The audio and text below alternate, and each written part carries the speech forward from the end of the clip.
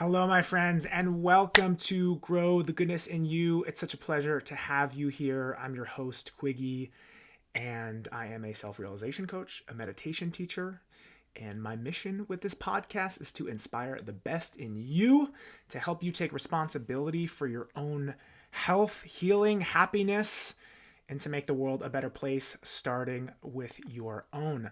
Let's get it started with a little mindfulness, just to pause, slow down, and become receptive.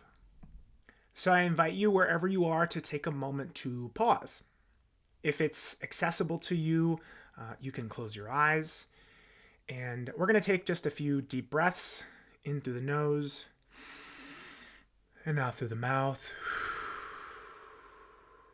In through the nose. Allowing your shoulders to soften as you breathe out the mouth. And one more deep breath just like that, in through the nose and out through the mouth. And just letting go after that final breath of any need to control or influence the breath. And as much as possible, any need to control or influence whatever's going on in your life.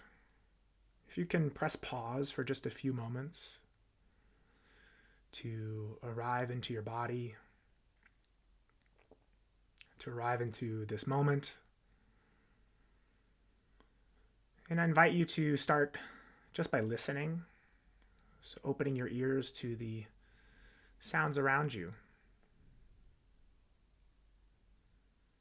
My voice being the most obvious, and yet there may be other sounds in your environment.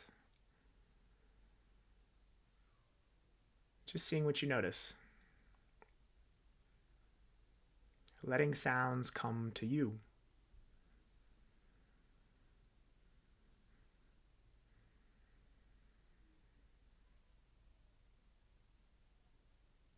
Softening your shoulders, softening your jaw.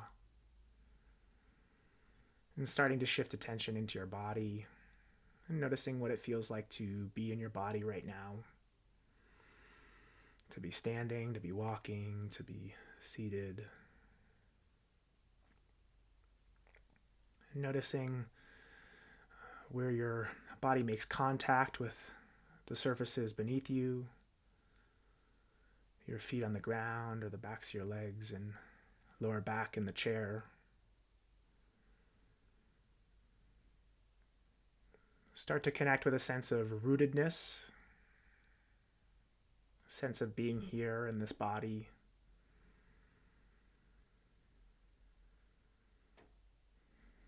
And just start to notice your breath too, breathing on its own.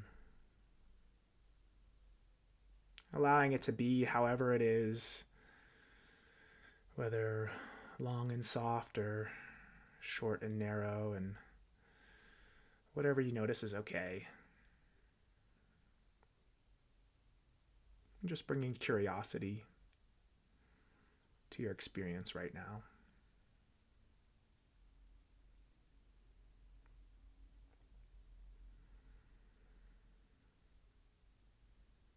And in your own time, starting to open back up to the world around you, noticing the sounds again, opening your eyes in your own time and seeing if you can maintain that connection with your body and with your breath, and especially with curiosity. We want you curious for this.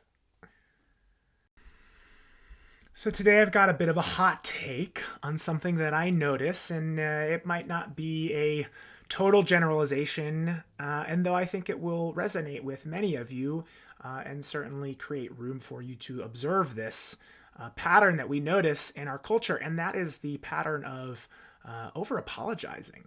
So if you imagine yourself in a public setting and you bump into someone or just whatever happens and someone says sorry, sometimes we both say sorry, and it's just out of habit. It's like a knee-jerk reaction. And so I started to notice this in daily life and recognize how often someone apologizes to me when it's totally my fault. Like I'm the one bumping into the other person, and yet their knee-jerk reaction is to say sorry. And I've started getting into the habit of being like, you don't need to say sorry. That was my fault. I'm sorry. And it's not a matter of blame that I'm really focusing on. There is an element of radical responsibility that I'm advocating for. But what I'm really focusing on is the tendency to minimize ourselves. And there's a people pleasing aspect to this, there's a self worth aspect to this. And y'all know I'm a stickler with language, and words mean things. Words have energy, they reflect our underlying belief systems, and sometimes we're culturally tuned to speak a certain way, and sometimes maybe that knee-jerk reaction is not as meaningful as I'm making it out to be, and yet I do think it reflects in many of us a feeling that we don't deserve to take up space, or I prefer saying share space, because I think take up suggests that we're kind of overpowering and forcing the space to be ours, when in reality, we all are sharing the space, and we can share the space. And so when I hear someone say sorry out of a knee-jerk reaction, and, if you're looking at the context and the nuance of the situation, it's very clear that it has nothing to do with anything that they did. And at the end of the day, these are all typically like very small little things I'm talking about. The blame is nowhere near their side of the court, and yet an apology comes so quickly that it makes me think, how much do we accept ourselves and allow ourselves to share space? And when we say sorry, when we jump too quickly to saying sorry, how does that minimize our sense of self and our permission to be here, to be in our bodies, to move about the world, and to share that with others? Okay, so what's the alternative?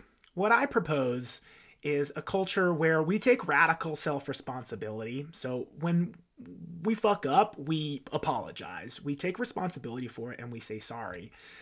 In little moments like this, and yes, it's a tiny little thing, and yet I think it's reflective of a bigger picture, and perhaps an opportunity for us to practice and shift our ways of relating to each other and relating to ourselves in these small moments. Small moments can have a big impact if we are intentional about it. So, what I propose is reading the nuance and the context of the situation. I think it is a knee-jerk. It's a habit, again, reflective of a lower layer, a deeper layer. I apologize. My goodness, what's wrong with me? We all make mistakes. It's okay. We can say sorry, and yet we don't always need to. And if that knee-jerk reaction is there, and we're automatically apologizing and saying sorry for ourselves and minimizing our ability to share the space, we're just reinforcing that lack of self-acceptance. And so my proposal is, let's read the context and the nuance of the situation. Let's pause and then really connect. And sometimes it's not super relevant. We're racing and we just do it. And yet I think it's a meaningful moment to look at the situation and be like, why am I saying sorry? Do I really need to say sorry? Did I do something wrong? Or am I really to blame here? And then responding rather than reacting to life in that moment with a sense of self-worth. I deserve to be here. I deserve to take up space just as much as the other person in the situation. And a sorry is not an admission of guilt or like a shaming or a guilting, and that's the radical self-responsibility part, which is integrally tied to the self-worth of like, we're inherently worthy, and yet we are perfectly imperfect and make mistakes and bump into people, and we can apologize, and that's okay. So it's a two-way street where we're not over apologizing, and yet we know when an apology is necessary and useful. And I think in this context of these little moments that we have many of on a daily basis, we really can start to shift the way that we view ourselves and we view the world around us in these small but impactful moments. So some things to reflect on. Put yourself in the position of being out in public at a show or something like that and bumping into someone. I think that's kind of the classic example. Reflect within yourself and perhaps just, have these questions in mind the next time this happens. What's your knee-jerk reaction? Do you say sorry as a just immediate response to a situation such as that? What happens if you pause and you see what's going on with a more present focus? And are you to blame? Is the other person to blame? What does blame mean to you? Is an apology warranted? Can you take responsibility for yourself in that moment and recognize, hey, yeah, like I overstepped myself and lost balance and fell into you. That's on me, not on you. And how might that be a point of more honest, real connection with another human being where you are equally able to share space together? And how might this little exercise, this little practice, this little reflection start to reinforce a sense of worthiness and a sense of permission to share space in this world? So in summary, words mean shit. Don't over apologize. Don't say sorry where it's not needed. And apologize where it is needed. If we over apologize, not only do we minimize ourselves, we also take away from apologies when they're really warranted and needed. We diffuse the essence and the authenticity of an honest apology when it is absolutely necessary. I think the balance we should aim for as a culture is to take responsibility for oneself where necessary, but don't overextend a sense of doubt or shame or guilt for yourself, of yourself, where it's not necessary. We find a middle ground where we can stand honestly and truthfully in ourselves and accept ourselves and our limitations and see that, feel that, and accept that in one another. That's what I hope that this conversation will help move us towards as a culture, which is built off of individuals, healthy or unhealthy, or wherever it is on that spectrum. Obviously, it's not a black and white. I think that this is a practice that reinforces a healthy sense of self. So thank you so much for being here, for listening along, for taking in this hot take with curious ears and a curious mind and a curious heart. I hope that it inspires you. I hope that it serves you well. I hope that it helps you heal your relationship with yourself to become more empowered and loving with yourself, and ultimately to share that with the world around you. It's a pleasure to share these ideas with you. If you are enjoying this podcast, this episode, please do me a favor and give it a rating. Subscribe if you dig it. We're out every other Tuesday morning. And what would be most amazing, most beautiful, and I think most supportive, not just of me and of my mission, but of the people in your life that you can care for and encourage and support, is to send this episode or any other episode that you really dig to someone who you think will also really dig it. And the more intentional and thoughtful that recommendation is, the more likely you are going to allow them to open their heart, their ears, and their mind to really take it in. So you have an opportunity to impact someone positively.